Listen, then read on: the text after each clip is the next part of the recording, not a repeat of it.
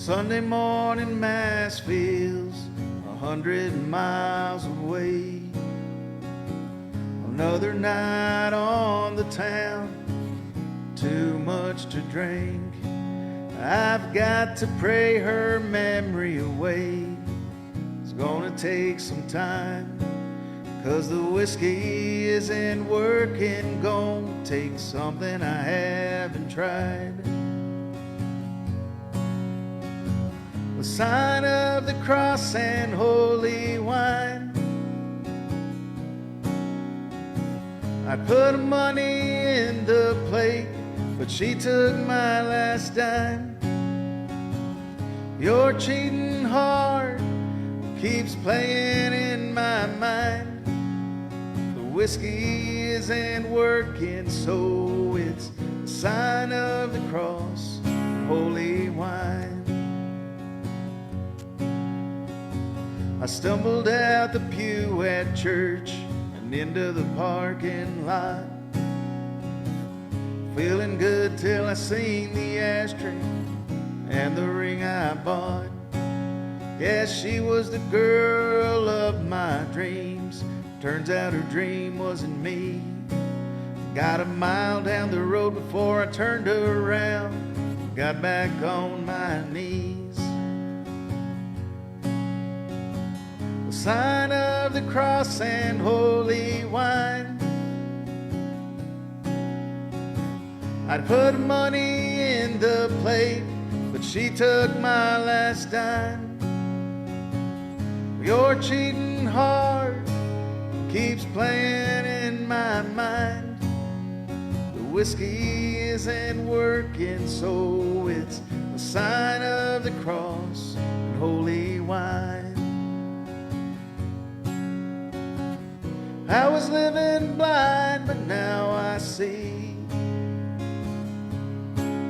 Yeah, he had a plan when she smiled back at me. The sign of the cross and holy wine. He sent me an angel in just the nick of time. Amazing grace keeps playing in my mind. Have faith in the man above. The sign of the cross and holy wine.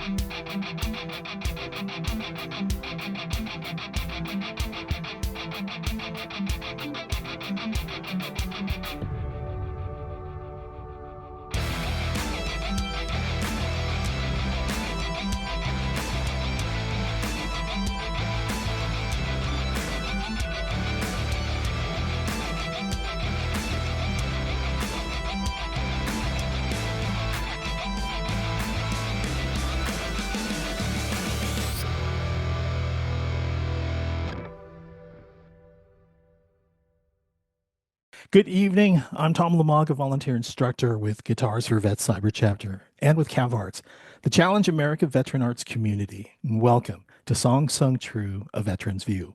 Tonight, we are going to feature the original songs and stories of Mr. Joe Allen Christi. Let me bring him up on screen right now. Hey, buddy, how's it going? Doing great, brother. Thanks for having me. Appreciate it. You bet. We originally had you on our show. You kind of, filled in the music where Jason Steiner, Mr. Yeah. Aerostock president, who we interviewed earlier this year. We were kind of like, well, who can we bring on board to share some of the music? And when you did, oh man, it was really it was so enjoyable. We had to have you back. Thank you. Had to have you back. And it's really funny. Since then, we crossed paths. We actually ran into each other over at the Aerostock Ashland Festival, and we had a chance to sit down and play music together, which was a real thrill. Yeah, that was amazing. I love that. That was definitely one of the highlights. Yeah. But hey, listen, we got a whole hour of nothing but Joe Allen Christi.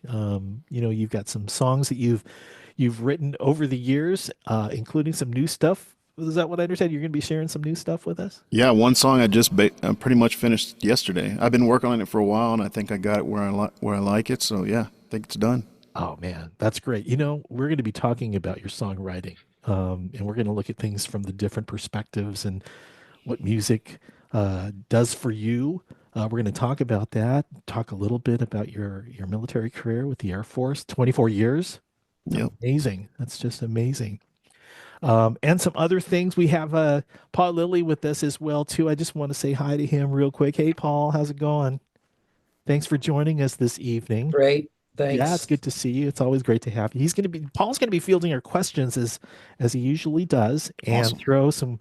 he may throw some curveballs at you that it's really, I love having him throw these questions out because I can't think of them, and he's got some really cool questions to ask as well too. So Well, anyway, the pressure's on. no, not at all. Not at all. I've seen this man play live before, and I'm so excited to hear about all of the experience. But so come back, Paul. All right, I just wanted to All say hi. right. It's good to see you, man.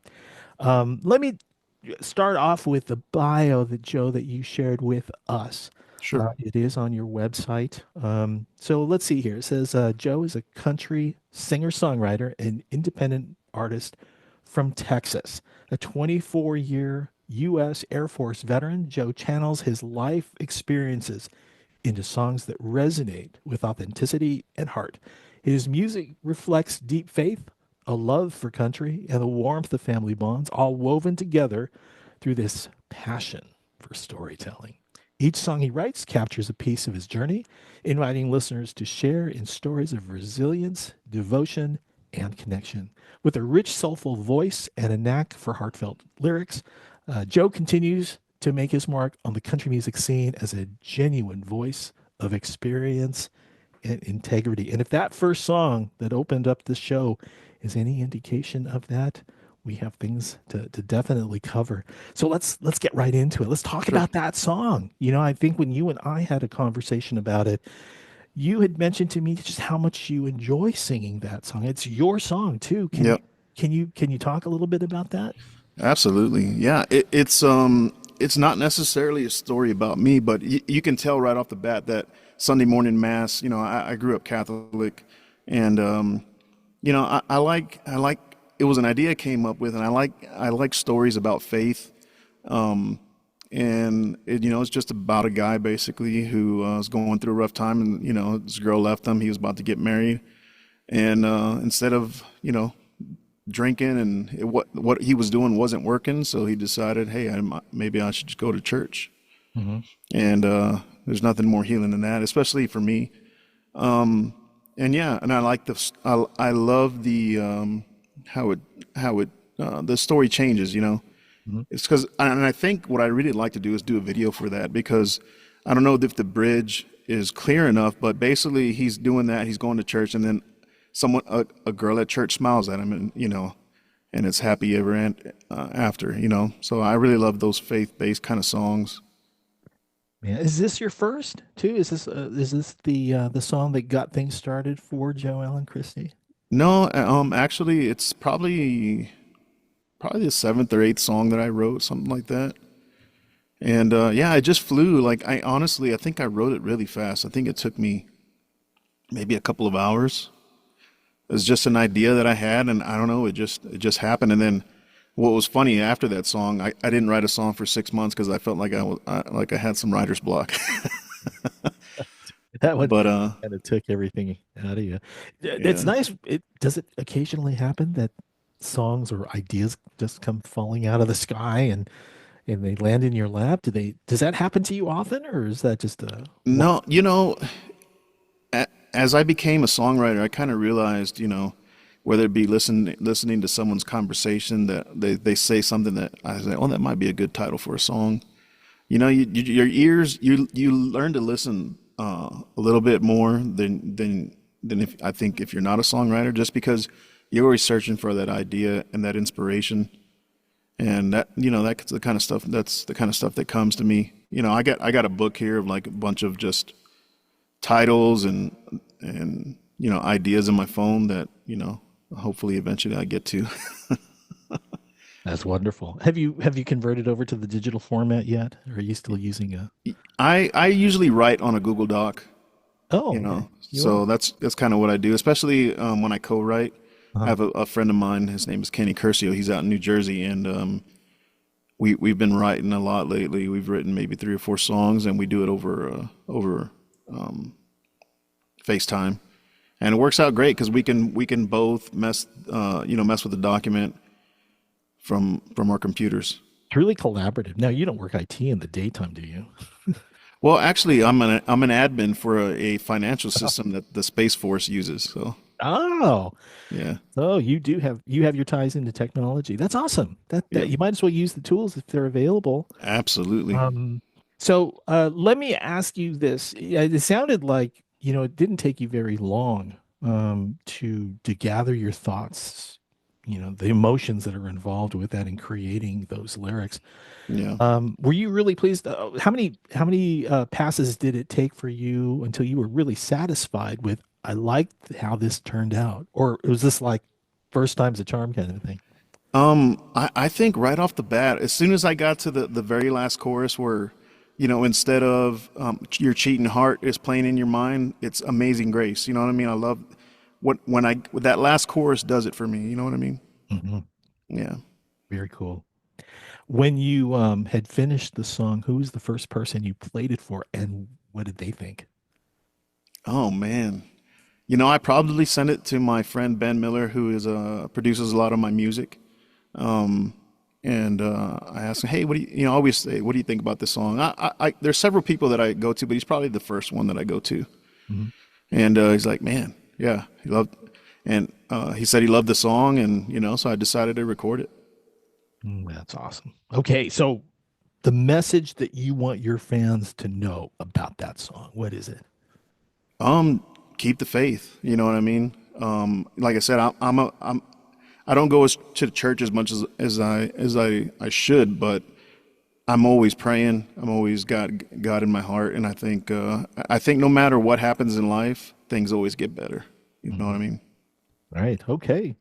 So, hey, let's talk a little bit about your history with the U.S. Air Force. I mean, 24 years. That, I'm going to tell you right now, that deserves our recognition and Thank our you. heartfelt thanks. So, Joe, thank you for your service.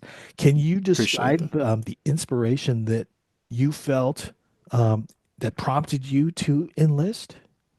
Yeah, absolutely. It all started first off with my dad telling me stories.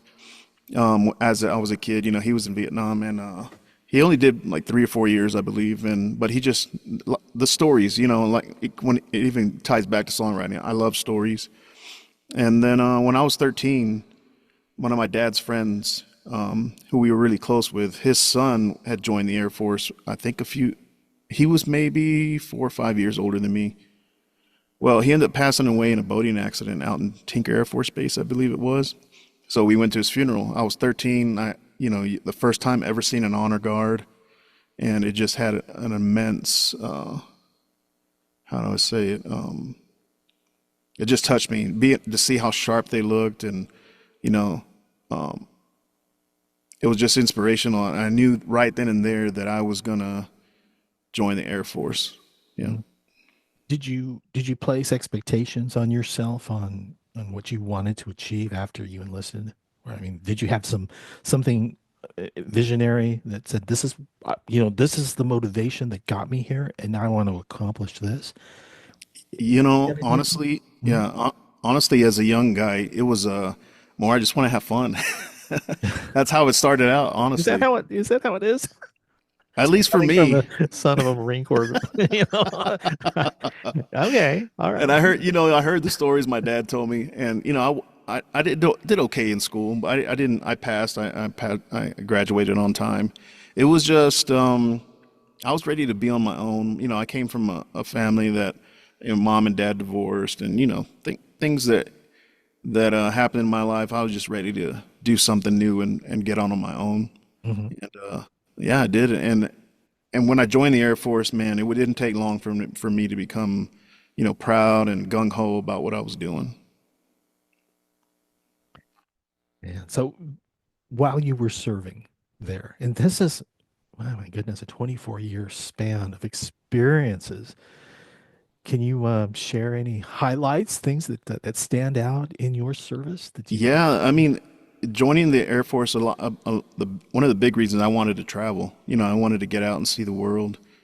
And I remember being in a Shepherd Air Force Base back in '95, and they said they came out down with assignments, and I was sure I was going overseas. I put everything overseas, and they came in and said, "Okay, we got your assignment. Here it is. You're going to Altus Air Force Base." And I was like, "Yes," because I thought it was over. I never heard of that base, so it must have been overseas. What was it? I'm sorry, I'm not No, familiar. Altus. So Altus was about 150 miles north of Shepherd Air Force Base out in Oklahoma, in the middle of nowhere, pretty much.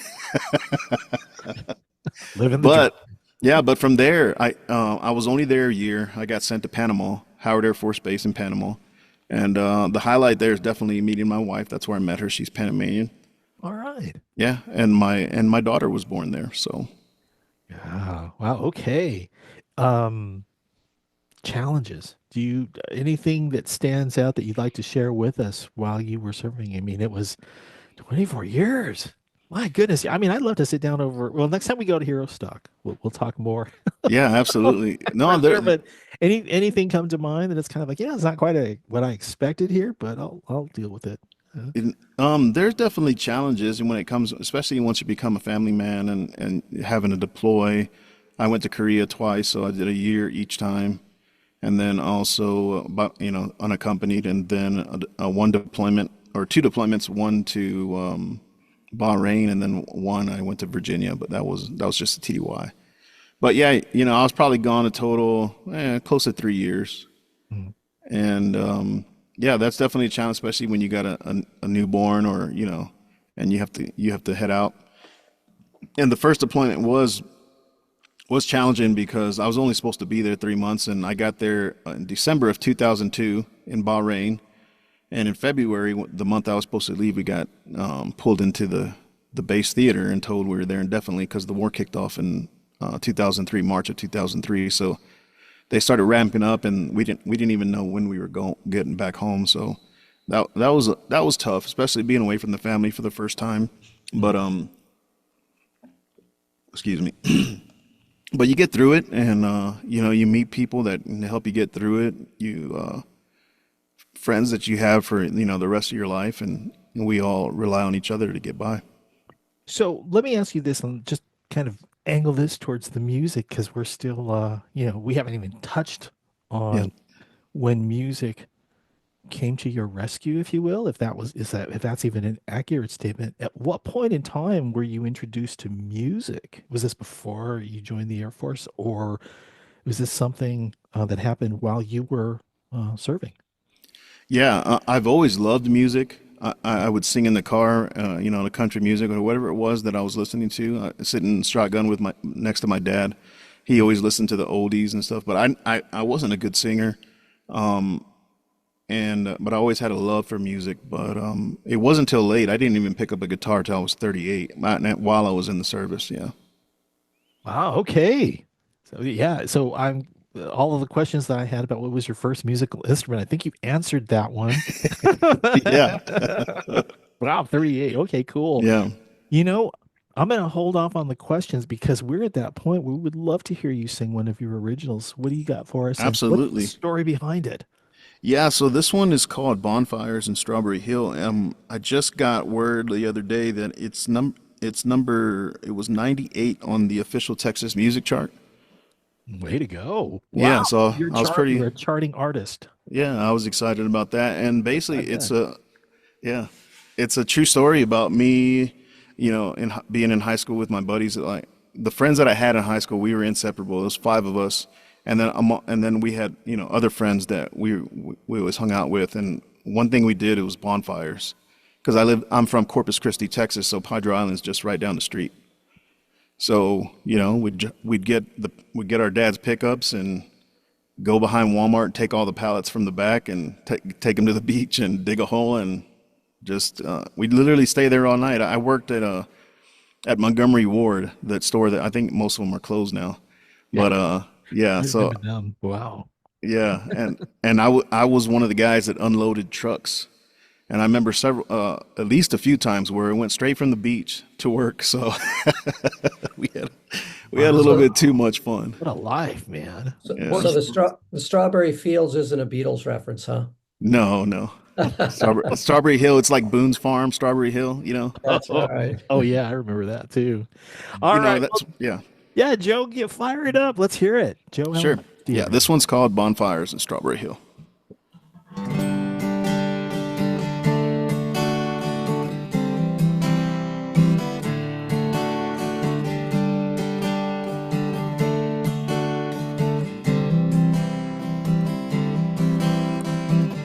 We were young and we were wild, sipping Boone's Farm, smoking Black and Miles, rocking Dad's pickup truck on a Friday night.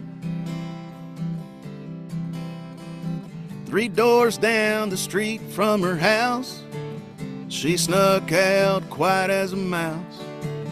Put her in drive with a stick shift between her legs. Headed to Padre with pallets to burn, a bunch of kids with a lot left to learn. Not a care in the world, future bright but unclear.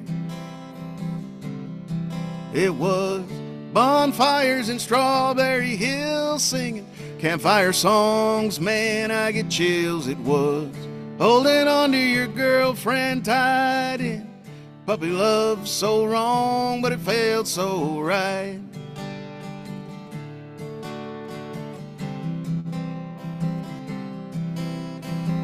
The dunes caught fire and we had to go when the flames raged out of control. In a convoy of trucks headed back to town, got stopped by the cops that night. He said, pour out your beer, son, it was jail for the night. Switch seats, now she's driving herself home.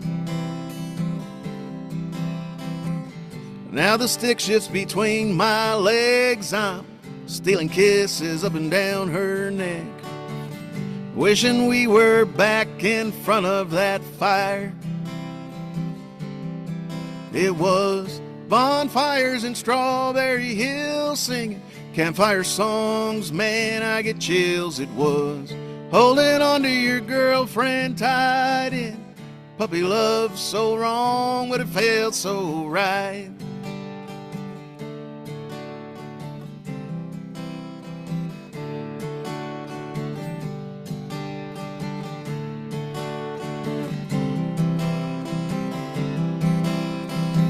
Don't take the girl on the radio singing into her eyes, we both wanted more.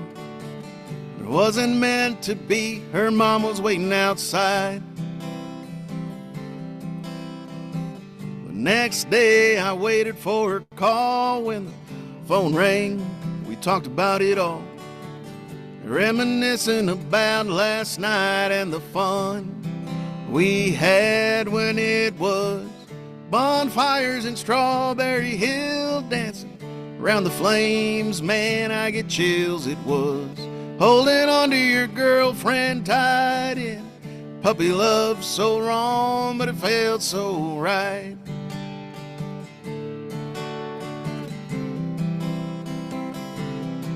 It was bonfires in Strawberry Hill, singing campfire songs, man, I get chills. It was holding on to your girlfriend tight in puppy love, so wrong, but it felt so right. It felt so right. It felt so right. Joe Allen Christi, everyone. All right, man. I'll have to tell you that, when it comes to music, and, when we start writing our songs and we draw ourselves back into time and Yeah. the experiences that we have, of course, Boone's Farm. Yeah. It brings back some pretty good memories. And it sounds like it did for you too. Well, yeah, it's funny because that's what, you're not supposed to be drinking in high school, but, the times have changed, especially a lot. but it's like one of those things that's kind of how you get started until you get the taste for beer. You know what I mean? Yeah. I'm afraid I can relate to that for sure. Hey, so let's go back to your youth. Let's Sure. a little bit about the introduction to music. I mean, when do you recall when you heard music for the first time and it's like, bam, wow, Yeah. this has got, I want this to be in my life. Do you remember what was do you remember the situation when that happened? Yeah, it all goes back to just riding in my dad's truck or in my mom's car. My dad was country. That's what basically all he listened to, and the old stuff. Merle Haggard, Waylon Jennings, Willie Nelson, all that stuff is what I got started on, and Kenny Rogers, of course. And in my mom's car, it was Tejano music, so it was Spanish music. And my mom was always singing in the car. And she liked country too, but not. She was mostly listening to Tejano music. Did they encourage you to play? They knew that music had that impact on you. No, I always wanted to. I know I always wanted to learn guitar, but it was just one of those things I just never did. I took guitar class like in high school, but it was a semester and I didn't learn much. I don't think I was as motivated, until I got to a certain age. And yeah, so yeah, just growing up, being in the car, listening to my mom sing, listening to her music, and my dad playing country, and you know, it was one of those things that music can take you back to a specific time and place, and I even though it was kind of rough when I was a kid, especially when your parents and divorced when you're young and you're the oldest, and you're the one kind of remembers everything because I think I was maybe 8 or 9, so I was able to remember. And my brother and sister, they probably don't remember as much as I do. Mhm. So if music wasn't a part of your life back then, um, maybe you can talk about your first concert as you maybe went through teenage years or maybe even, later in life. What was your first concert? Wow. Um, Trick question. Man, it must have been maybe a festival where where there was Tejano music because I'm from South Texas and Tejano's big back then. Especially you have Selena. I used to see Selena down the street. She lived right down the street from my grandfather's Really? house. Oh, So things like that. Any festival that they have downtown, you would see Tejano music, and that was mostly I think that maybe probably the first concert. Who it was, I don't know. mhm. I just that's if I had to guess, I think that would be it. Um, yeah, and I don't. It wasn't until later, until I actually got a little older, where I started searching for concerts to go to. Mhm. And I got to see Travis Tritt when I was in the Air Force in Virginia. He did a free concert out in it's called Fort Monroe, and yeah, so it's kind of hard. I've been to several concerts, but it was more later in life. We were in growing up, we didn't have like tons of stuff, like we weren't rich or anything, and more middle class, lower middle class. But most of what I remember is just playing outside with my friends. You know, Yeah. Did you play sports? Were you into doing sports and all? And yeah, I started off as, very young playing soccer, and then from there, once I got into second grade, I started playing football. Mhm. And I played football pretty much all through elementary, and then when I got to middle school, I didn't play any sports. But once I got into high school, I started football up again. And I football, I give a lot of credit to as far as helping me be a part of a team and meeting friends and kind of understanding what it takes not to let the other people down and to work hard. We had great coaches, and we were very close to them. And yeah, they did a lot for me. well, listen, let me go back to the music for just a moment here. Sure. So at that point in life, it sounds like music wasn't really, I mean, it was something that your parents had exposed you to. Some of the local bands that were there, particularly Selena. Oh, my daughter loved Yeah. it. And we would listen to her all the time. So um, when it came time to, you were in the service and all, Yep. and you started to experience the highs and lows and such. Did music play a part in any any of the situations that you were in that you found yourself in? Sometimes it would be uplifting. Sometimes, it would make you feel, different emotions. Yeah, most of the songs that I think that really drove emotion was like Randy Travis songs, especially Grandpa. It's called "He Walked on Water." Hmm. Yeah, that's definitely one. It still gives me emotions now because you know, my grandfather died when I was 11, so that's definitely been the song that sparks emotion in me. Now, there's a song that you wrote. Yeah, Yeah, is it about your grandfather? yep. It's dedicated to him. Yep. I think it's that time, isn't it? We need Yeah, to. we can do that. Yeah, yeah. I mean, maybe you were close to your grandfather, Oh perhaps. yeah, very close. What's the story? And what's the name of the song? It was Grandpa's Fishing Hole? Grandpa's fishing hole. Yeah. Okay, Grandpa's Fishing Hole. And we talked about that. What can you tell us about that song and how does it tie back in to your grandpa?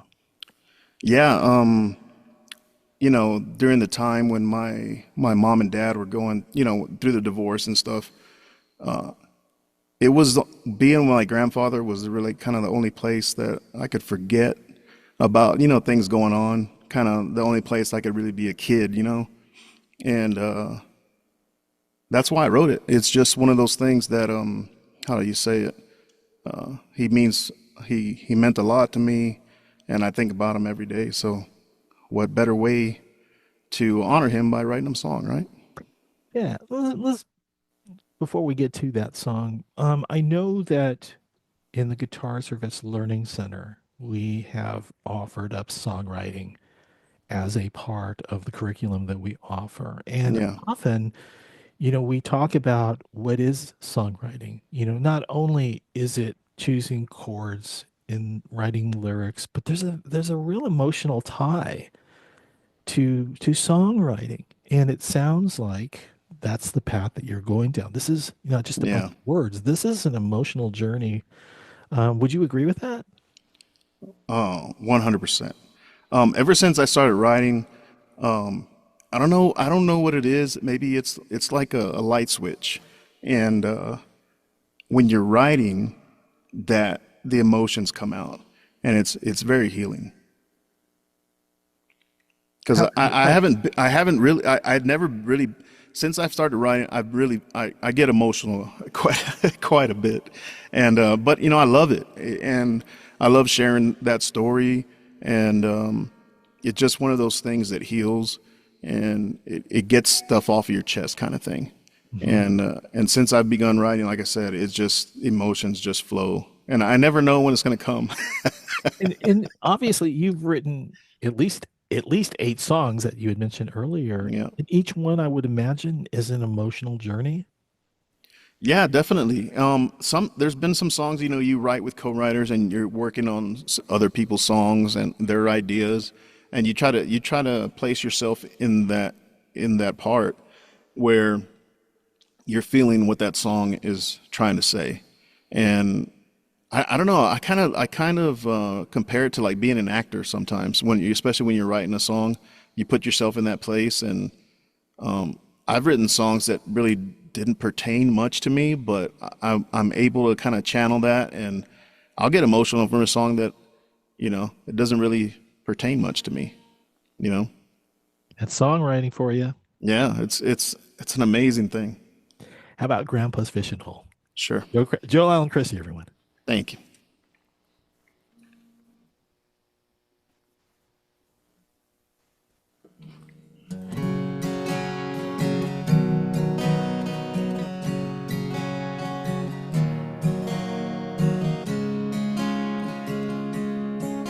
I was just a kid from a broken home. Mom and Dad couldn't get along. Spent many nights crying myself to sleep. Only saw Dad 4 days a month, sometimes less 'cause he drove a truck. But Grandpa was there when he was on the road.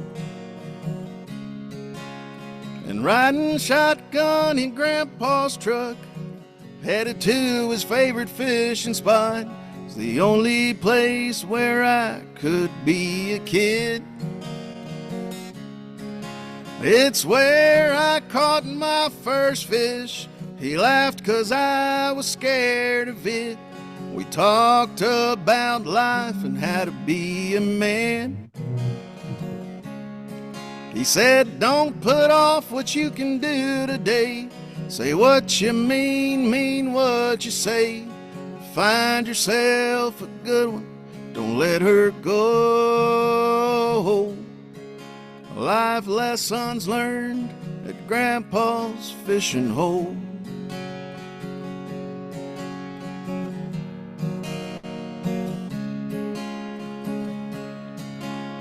When Grandpa passed, I took it hard, but he lives forever in my heart. I met a girl, fell in love. I remembered what Grandpa said. So on the bank under the willow tree, I asked her if she'd marry me. I didn't think that fishing hole could mean any more to me, 'cause it's where I caught my first fish. He laughed 'cause I was scared of it. We talked about life and how to be a man. He said, don't put off what you can do today. Say what you mean what you say. Find yourself a good one, don't let her go. Life lessons learned at Grandpa's fishing hole.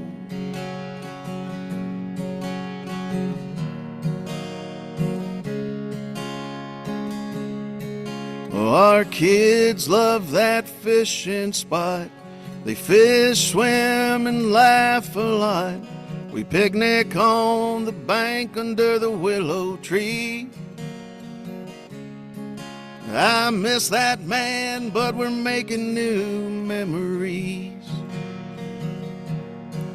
It's where they caught their first fish, where their mom and I had our first kiss. Grandpa's gone, but he lives in the words he said to me. Don't put off what you can do today. Say what you mean what you say. Find yourself a good one, don't let her go. Life lessons learned at Grandpa's fishing hole. Can't imagine life without Grandpa's fishing hole. Joe Allen Christi, Grandpa's Fishing Hole. Hey, is that on an EP or anything? Or you have you got enough songs for an album? Or That I actually recorded that one. It's out, and it's probably my most streamed song. It actually is. I think, yeah, it is my most streamed song. so we can find you then on all the streaming platforms. Yep, Spotify, Apple Music. Awesome. Yep. All right. So when did you decide that, you know what, I've got it in me to be a singer-songwriter? Were you still in the Air Force at that time, or? Yeah. So I went through a period in my late 30s where I was just I felt like all I was doing, like going to work, coming home, watching TV, you know what I mean? The kind of thing. You get in that rut where you're like, you're not doing much. And there was just a decision that I made that I was going to stop watching so much TV and learn something. And during that time also, my daughter was kind of going through some struggles being a teen. So I figured I'd buy her a guitar, buy me a guitar, and something we can do together. And yeah, it turns out teenagers don't want to hang out with their dads. So it was kind of like a moot point. But yeah, I stopped watching TV, decided I was going to learn something. I also started doing endurance racing. I was doing Spartan races. I was doing triathlons and marathons and things like that. And yeah, so I got used to putting myself in uncomfortable situations. I've done like really long endurance running. I was doing long distance obstacle courses and of course triathlon, half Ironman, Oh, which is mile swim, uh, what is it, 53-mile bike ride, and then a half marathon. So yeah, you're talking about 7 hours of exercise. and all through that time, you're singing which song in your head to get you to the finish line? Is there? Man, it was more the training because there's so much when you're doing a half Ironman. I mean, you don't even try it if you're not going to get up every morning at 5 o'clock and run 5 to 7 miles and get your swim in, get your bike in on the weekends. It's like one of those things. It's actually finishing a half Ironman is kind of one of the most emotional things to go through, just because there's so much work that you put into it. And Yeah. during yeah. Yeah. Yeah, and during that time, I just kept the guitar in my hands when I had free time. Instead of watching TV, I kept the guitar. And then as I started playing guitar, I was like, man, I really want to sing. And I couldn't sing at the time. So I was, at the time I had a triathlon coach. And so I was like, you know what, I'm going to get a coach for singing. So that's what I did. I've been taking vocal lessons ever since. I still take them. And because I know I have a lot of improvement that I can make. And that's kind of how it all started. And then and during that time of playing guitar and singing covers, I was like, man, I really want to write my own songs. And it took me years to be able to write a song. I mean, it was one of those things where you sit down and try and nothing's coming to you. And then all of a sudden I wrote Bonfires in Strawberry Hill. That was my first song that I ever wrote. And from there, they just started, they didn't come fast, but they came, you know what I mean? So, and then now the more I've been songwriting, the faster things come, and the puzzle's easier to put together. Now, are you primarily writing things on your own, or do you collaborate? I I do both. I honestly I do love writing with other folks, collaborating, just because you learn from what they're doing. Like, so my buddy Kenny, who I write with a lot, he's really great at guitar. Like, he can do leads, and he can come up with really cool chord progressions and things like that. And I'm more of a lyricist. I'm not the best guitar. I'm still learning guitar, and it's a lot easier to write when you got a good chord progression where you're feeling it. And that's why I like writing with others. And then I like writing by myself just for to get better, the better songwriter. I always think that writing with somebody else, you get a better product. But if you put the time in and you're writing by yourself, you can come up with something really great that means a lot to you. And I like doing both, honestly. You recently told me about an experience. I think we had talked a couple weeks ago, and it's like, hey, I'm off to go somewhere, Yeah. meeting up with a bunch of veterans and songwriters and things like. Can you share what that experience was about, and Oh, yeah. if it helped you become a better songwriter, perhaps, or what you learned from them? Yeah, absolutely. So I had the opportunity, and it was an amazing opportunity. It's called Warrior Song, and it takes place at Southern Ground, which is Zach Brown's charity camp that he does for veterans, for kids. It's an amazing place, and basically they bring veteran singer songwriters that served, because we spent our first part of our life, being serving our country. We didn't have the opportunity to go out and chase the dream of being a musician. And so what they do is it was 12 of us. They brought 12 veterans in, and they bring in industry folks like Doug Johnson was one of them. He's actually the one that signed Scotty Hastings, and he wrote Three Wooden Crosses. Brought in Joe West, who wrote American Ride. He writes songs for Keith Urban, and they're both producers. So and Grammy award winning producers, and they brought in publishers and just people in the music business to give us a leg up to give us the tools that we need so that we can catch up to the folks that've been doing music their whole life. Did the experience validate what it was that you've already experienced on your own as a songwriter? I mean, one thing that comes to mind, emotion. Yeah.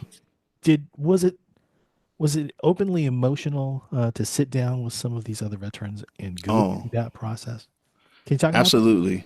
Absolutely. Because and here's the thing with the 12 veterans that were there, they were all super talented. Like they had amazing voices. They're great at guitar. And there was actually one guy, he's probably the best singer out of the group, but he didn't play guitar. And he being with us and,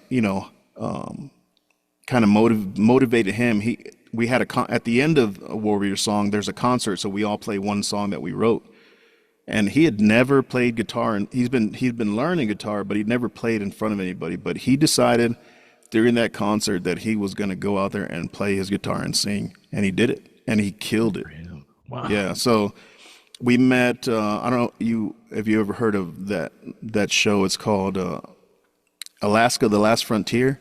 I have. Yeah. Yeah. And so one of the main guys in there, his name is Otts Kilcher. He's actually Jules' father, and he's a songwriter. Yeah, he's a songwriter as well. And we met him, and he shared his story with us.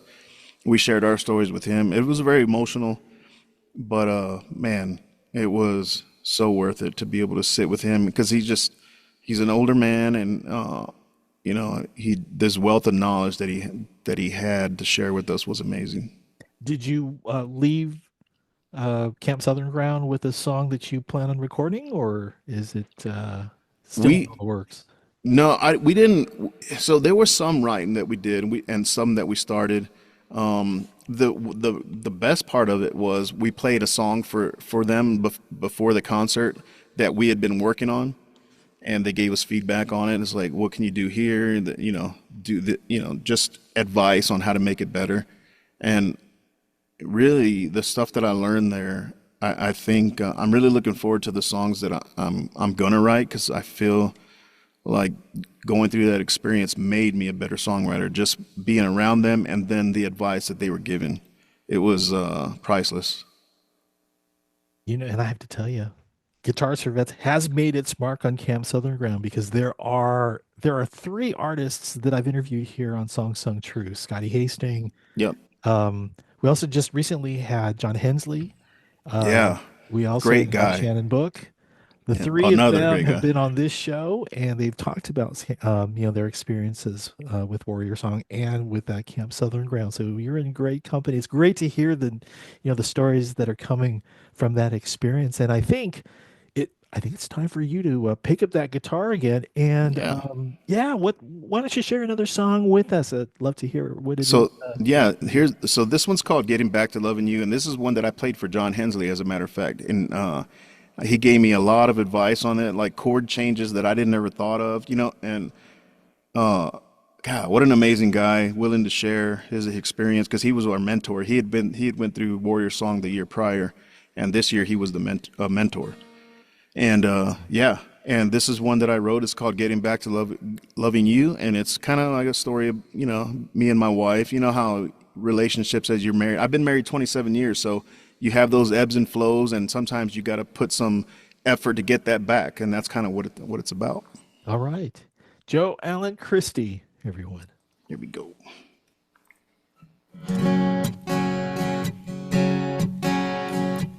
We fell in love on a sawdust floor to the sound of a steel guitar.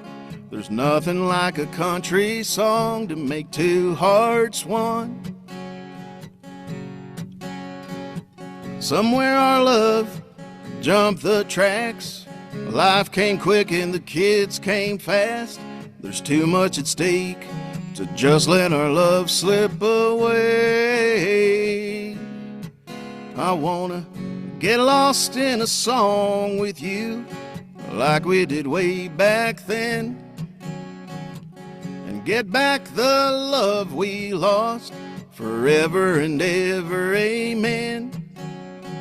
And when we get behind closed doors, we'll kick off our cowboy boots, with nothing on but the radio, getting back to loving you.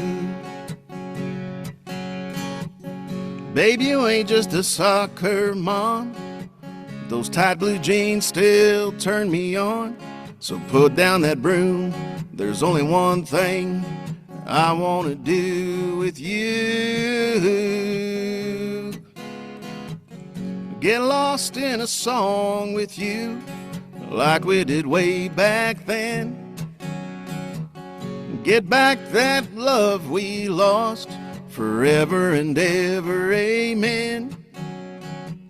And when we get behind closed doors, we'll kick off our cowboy boots, with nothing on but the radio, getting back to loving you.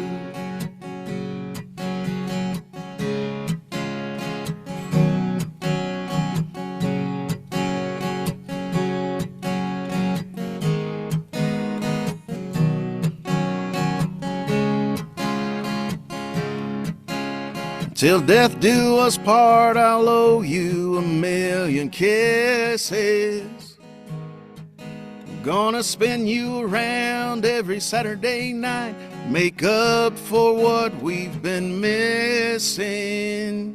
'Cause I wanna get lost in a song with you, like we did way back then.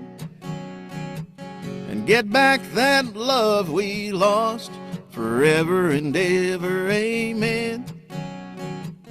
And when we get behind closed doors, we'll kick off our cowboy boots, with nothing on but the radio, getting back to loving you.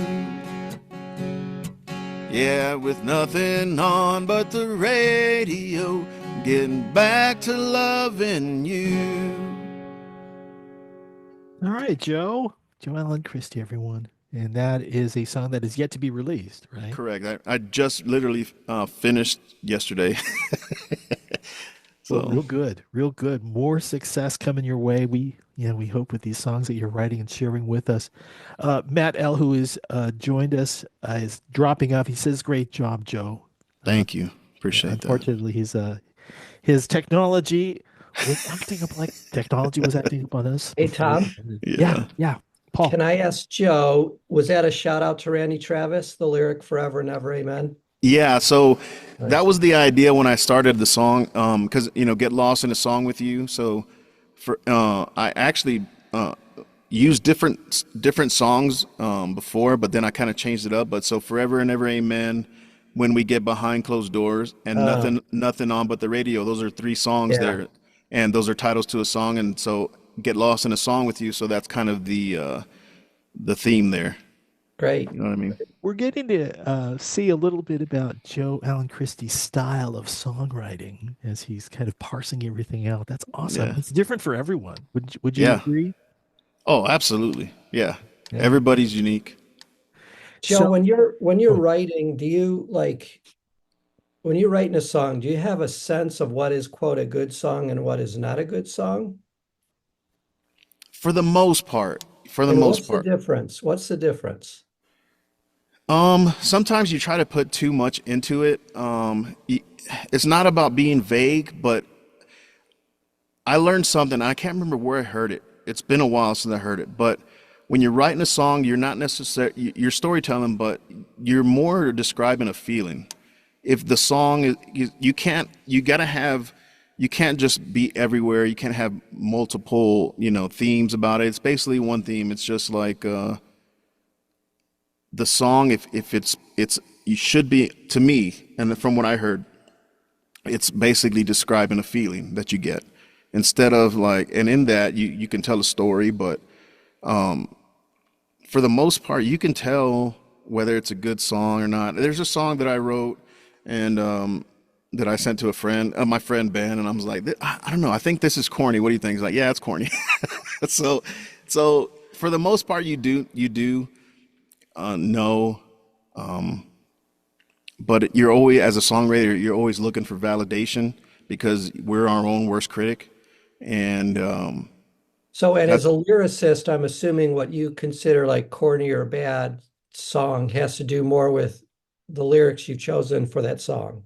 Yeah, the lyrics or the subject. It just Subject, depends. yeah. Yeah. And especially if it's something dear to your heart and it's something that you've gone through, I think you can't write a bad song, even if it's maybe not everybody's gonna like it. But like for me, Sign of the Cross is one of those songs where I don't know, I don't think maybe everybody likes that song, but for me it just means and it means a lot to me, and that's why I like singing it. So when I play shows or do gigs or go live on TikTok, whatever I'm doing, I always play that song. Yeah. Well, sometimes I'm assuming you write songs for others, and sometimes you write them for you. Yeah, absolutely. Especially like when you co-write, you're trying to write a song that you think people are gonna like. So when I write with my friend Kenny, if he brings an idea, it's gonna probably more be in the range of a pop country song. And if I write a song, it's mostly it's more traditional. If it's my idea, you know what I mean? Yeah. Hey, Because answer this for me, Joe. What do you enjoy most about being a songwriter? I would say just telling my story, telling a story. I mean, The release. yeah, it's a release. The emotion releases, like, when I'm writing a song by myself, there's nobody around. I'm in my basement. They can't see me crying. And it's definitely a release. And yeah, I think that's the big part of it. It's an emotional release, and then be able to share that, and then your story touches somebody else because they've gone through something similar. Because the song doesn't have to be exactly their story. It could be the chorus, or it could be the bridge, or verse two, or verse one, and it hits them. You know what I mean? And I think that's where you really connect with people that are hearing your songs. So I want to ask you this. I'm going to transition to the guitar side because we do have a guitar audience here. Yep.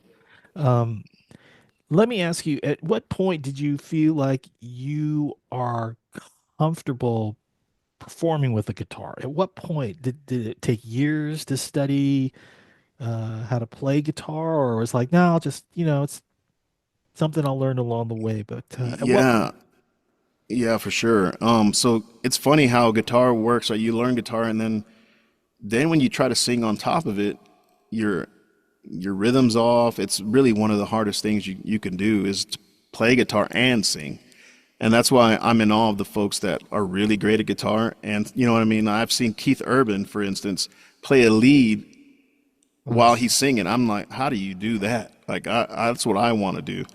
But yeah, it's one of those things. And as far as being comfortable with it, you know, when I decided, hey, I want to play music for people, I want to gig, I started just making little goals and get better every day. So I started on TikTok streaming, playing guitar. I could I could barely play guitar, but I just kept doing it. And I maybe knew 25 songs, and but I did it anyway. It's just one of those things that you can't get better if you don't do it. You know what I mean? And it's one of those things where I set a goal to do that, and then the next year my goal was to play in front of people. And I think it was in January, and I wasn't really out. Basically, what I did was I'm gonna go do an open mic. I'm gonna learn 3 songs where I don't, where I feel like I have them down packed. And I did that. I went and played, and that night I got asked to do a gig for an hour and a half gig 2 days later. So I almost didn't really have a choice. And they asked me, "Yeah, you want to do?" And you want to? We got an hour and a half slot on Thursday. I did the open mic on a Tuesday, and on Thursday we have an open slot for an hour and a half, gig. And I almost said no, but I was like, I remembered the goal that I set. I said, well, that's why I'm here. That's why I'm at the open mic. So I said yes, and that's how it all kind of started.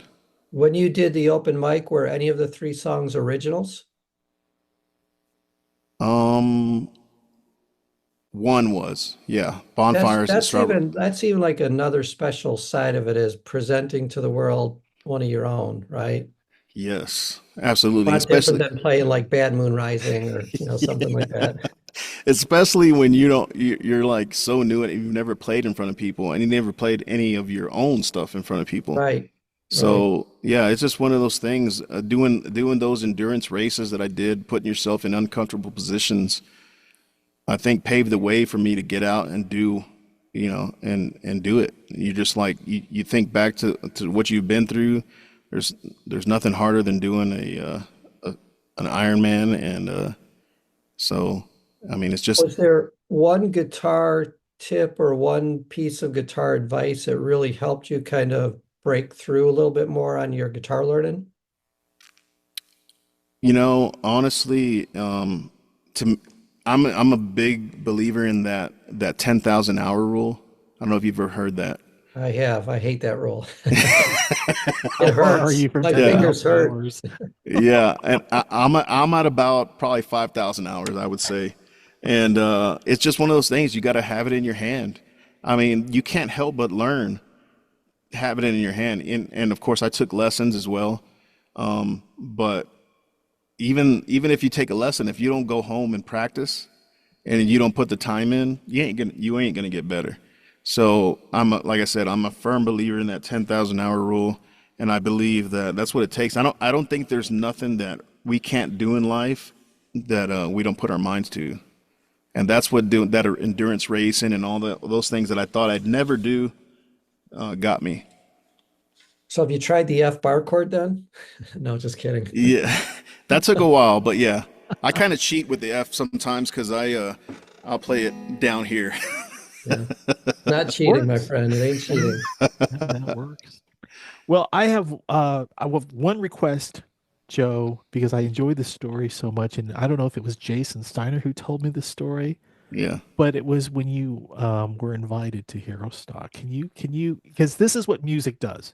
It's kind of yeah, like it comes out of nowhere and all of a sudden it's sitting on your lap and it's like, yeah, yeah. I'm in, I'm all in. Can you share that story with us? Yeah, absolutely. So I'll start off by actually today I was talking to my producer friend, and I was telling him about the experience that I had at Warrior Song. He's like, "How did you get to go do this?" And I was like, "Honestly, it all started because of TikTok and Jason.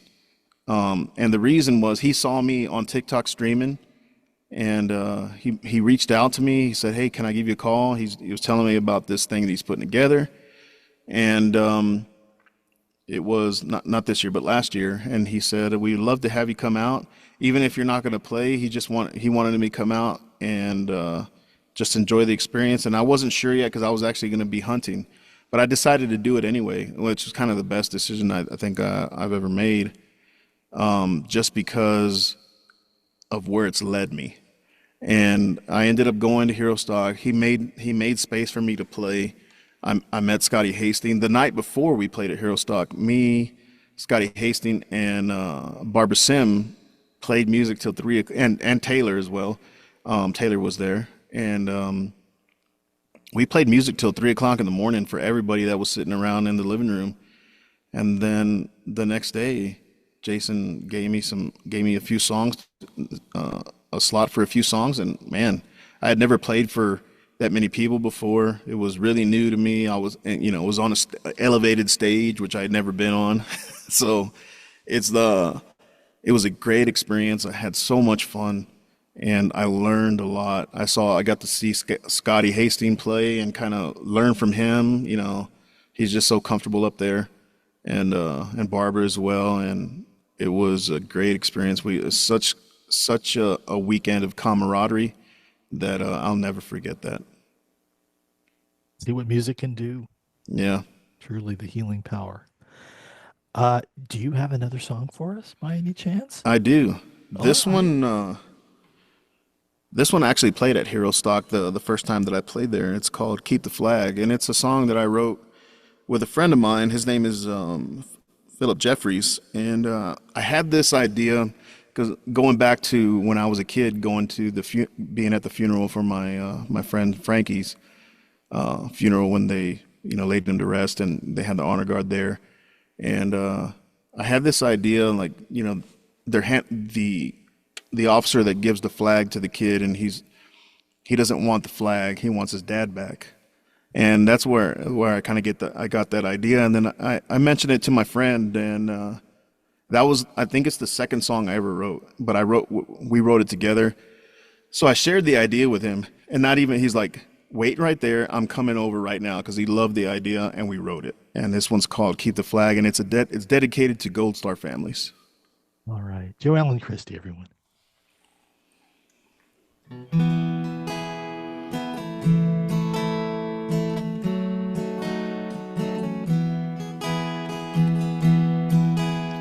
He woke up one morning to the sound of a telephone ring. His dad was lacing his boots, bags were packed up to go away. He was 7 years old when his daddy left to fight in a war. And he's too young to understand what for. He said, be brave, my son, I'll be home soon. The boy held on to hope till he got that awful news. And as they folded up the stars and stripes, 21 guns pointed towards the sky. As the shots rang out, he flinched a little each time. Then a soldier in his best dress walked up to him, and you know the rest. But through his pain, the soldier's words fell flat. He said, you keep the flag.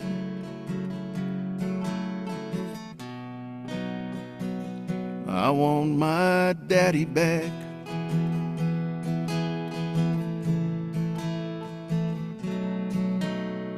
There ain't no book on how life can go on without his daddy. Their house ain't a home. And there's certain things a mama just don't get, like baiting a hook or oil in a catcher's mitt. She watches him play catch with a wall. He's talking to his daddy like he never left at all. And as they folded up the stars and stripes, 21 guns pointed towards the sky. As the shots rang out, she flinched a little each time. Then a soldier in his best dress walked up to her, you know the rest. But through her pain, the soldier's words fell flat. She said, you keep the flag.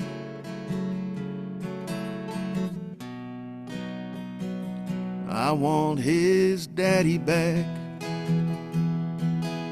As time passed together, they moved on.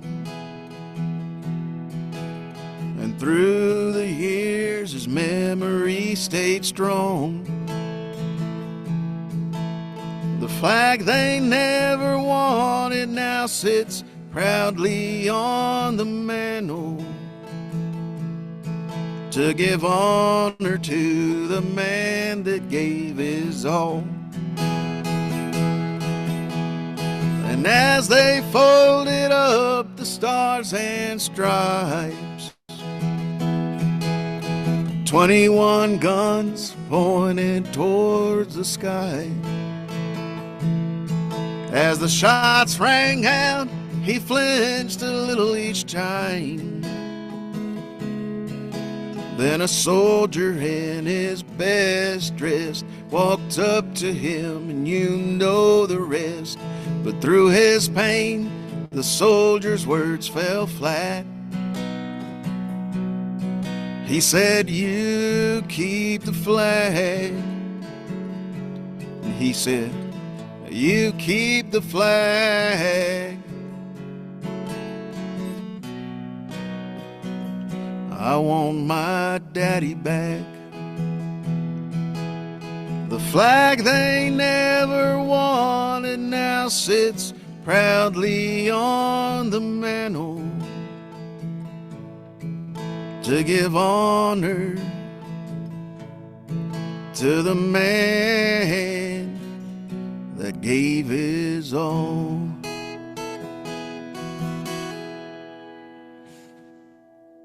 What an excellent song. Joe, boy, storytelling. You can sure share them. That was great. Thank you. Thank you so much. I remember hearing that song when I went to your site months ago before we had you the first time around. Mm-hmm. And I thought, wow, I hope he plays that. So glad you did. Thank you. So, Yeah, it's a tough song to get through. hey, I wanted to make sure that our crowd of guests this evening watching you have questions. If they do, then get ready. We're going to put Paul on in here in just a moment here. But Absolutely. Joe, I wanted to thank you for taking the time to share the stories and your original songs and even the new ones that have not yet been recorded with us. It's such an honor to have you share that with us. Can you tell everyone where we can find your music, your gig schedule, your recordings, merchandise, etc.? Absolutely. So joeallenchristi.com. And the Christi is Christi. And yeah, it'll take you to my music, to get where gigs I'm playing next. And I do have a merch store, and also you can get all my social media through there. That's fantastic. Yeah, I actually saw. I checked out your site myself, and I thought, all right, nice to see all of that stuff there for sure.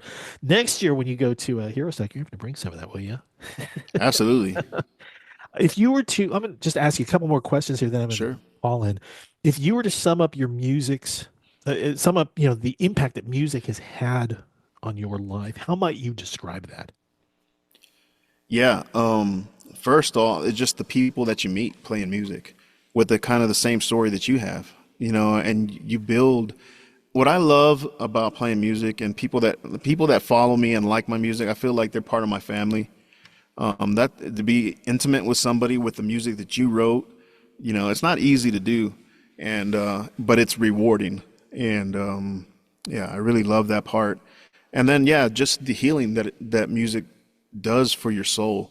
There's stuff that I think I was holding in for a long time that I've gotten to a point where I'm able to release it. Wonderful what music can do, for sure. Yep. So I'm going to bring Paul in right now with any questions that our audience may have provided, Sure. or maybe your own, because Paul's been known to throw those Yeah. out there, the ones that I miss. Paul, Well, thanks for certainly we'd love it if you would think about the new guitar player or the new guitar player that's interested in songwriting. Like, what tips, what advice might you have for someone just starting, kind of exploring this idea of songwriting?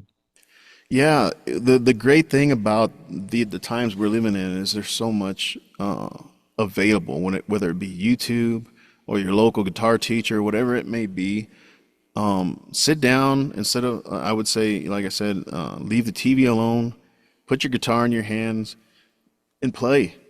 The more you play, you're gonna see the improvement, even if it's a little bit. Like, say for instance, the C chord was definitely one of those chords that is difficult to play and get your fingers to kind of memorize. But the more you do it, even if you're just sitting there at your guitar and just doing this, you know what I mean, and then switching to the D, whatever it may be, you can do that anytime. When you're watching TV, you don't even have to make noise. You just do the motions, the G, C, D, and start off that way. And if you want to be a songwriter, start writing right away. Don't wait for the music to come. Start writing stuff down, write ideas, write poems or poems, and start now, even before you think you can write a song. Just start putting stuff on paper and listen to people's conversations. Now, I'm not saying eavesdrop and like get mixed up, but and passing, it's like you're sitting in a subway or wherever you may be on a bus, or sitting at the airport. You can get, and then reading as well, like picking up the newspaper We'll give you ideas. And yeah, it's just, I think you just got to start now. And then when you start, don't stop. It's like I said, the 10,000 hour rule. I like what you said earlier about being very goal directed and setting a goal for yourself. I've got to play a fundraiser that's coming up, and the song that I'm playing on is not a song I'm familiar with. Yeah. And, I was kind of feeling, I know that the more I get the reps in, the more confident I feel. Yeah. I was feeling kind of anxiety about it coming up. I'm not happy with like my progress. And I'm like, I'm just going to get X number of reps in a day. And that was Yeah. like 3 days ago. My fingers hurt, but I feel much better. Yeah, exactly. You get the calluses. And that's the thing too, is like, you're worried about being nervous and playing in front of people. You're going to be nervous almost every time you get up there.